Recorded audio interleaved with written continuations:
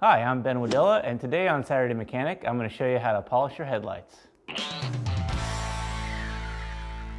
This is a problem that you might not even realize that you have. If your car is maybe 10 years old, you've had it for a while and you really haven't paid attention to your headlight lens. But if you look closely, it's starting to turn yellow and it's a little foggy.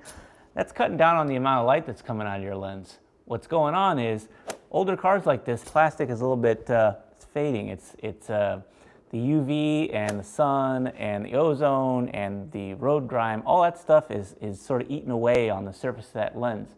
But that's not really a huge problem because we can actually polish it a lot like you polish paint, and it brings back the factory original shine. That's what we're going to do today. I picked up a kit from Meguiar's. Now, this is the one that I thought looked good on the shelf, but there are plenty of others. You can do whatever you like. It's got 3 parts to it, actually 4. You do a short wet sanding period with 2 different pads. Then you buff it with a cutting polish. Then you actually apply a UV protectant, which smells oddly like sunscreen. And I wouldn't be surprised if that's what it is. We're going to get to it. And I've got a little surprise for you towards the end. All right, so the first step, I'm going to grab some painter's tape and actually mask off the headlight lens. This protects the chrome trim that came with your vehicle, or the paint if that's how your car is set up.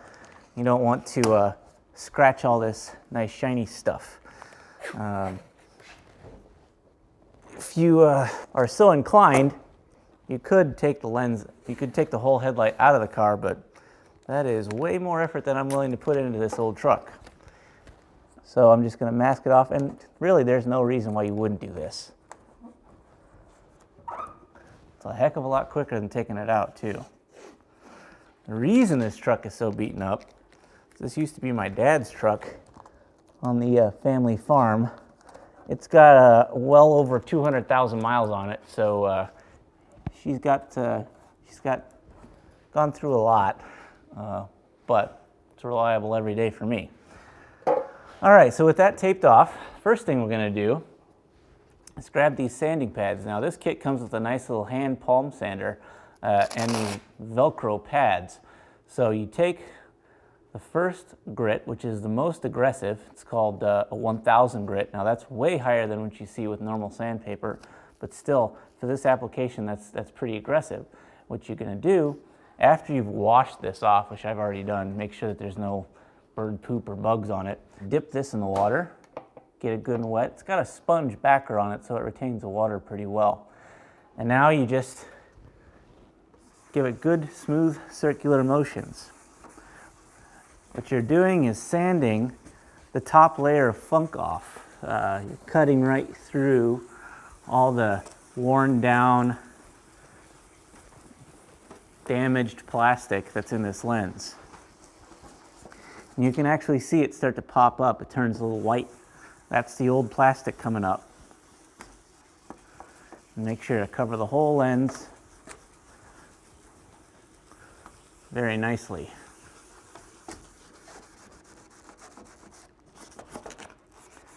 Might be a little bit of a pain to get in the corners here.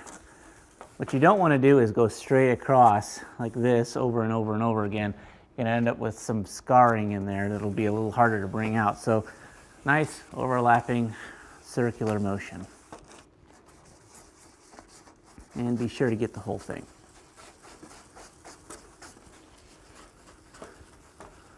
If it goes dry while you're doing this, just dip it in the water again. It's best to keep the light nice and wet while you're doing this. All right, so that's about enough with this one. We're going to peel this pad off, put that aside. I'm going to grab my towel and dry that off real quick.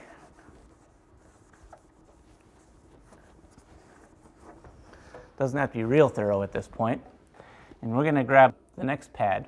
This is a 3000 grit, which is practically like rubbing the headlight down with a towel, but it's got a little bit of finish grit in it. So we dip that too, and we're going to polish this as well.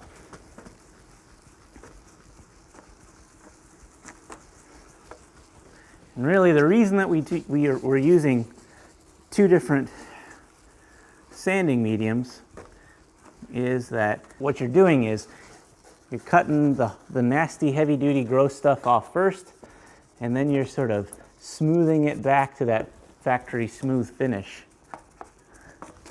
And dip that again. As we're smoothing this, we're improving the clarity of the lens as we're cutting more and more material off. We went to this step after the lens was like a milky sort of finish. You spend some time doing it, and after a while it gets foggier than it was. This step's done in a much the similar way. It's when you can kind of see that it's no longer yellowing, and it's still a little bit foggy, but not nearly as much as it was from the previous step. Maybe one more round here.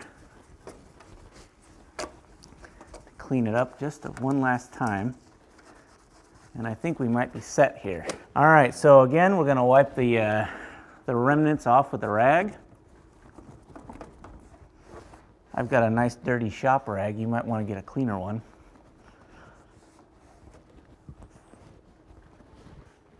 All right, so as that dries, you'll be able to see, or I can see anyway, I don't know if it comes through on the camera, that it is still a little bit foggy. The way we take care of that is with the final step.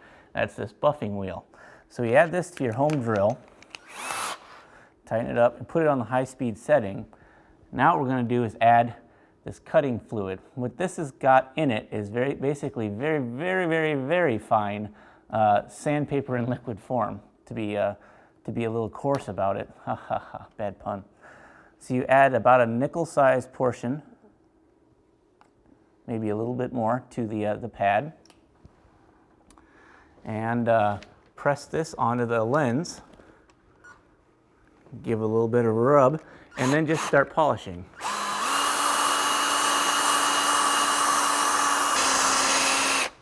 You're going to need to keep adding this stuff to make sure that it's got plenty of liquid to do the cutting job. And this is the last step really in finishing this.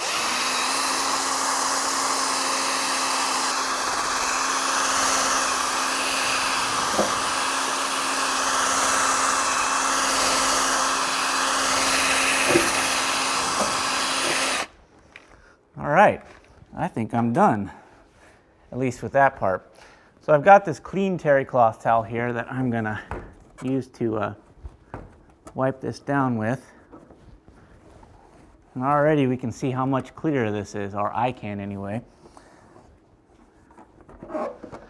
Last step is to add this protectant, which, like I said, smells oddly like suntan lotion, which it kind of is. Most of the damage from these headlights comes from UV degradation in plastic. And it's especially prevalent on older cars and cars that are sort of less expensive. When sealed beam headlights were replaced with halogens, everybody had to come up with new plastics to cover them up, and sort of the new cheap, or the first and cheap ones weren't so great.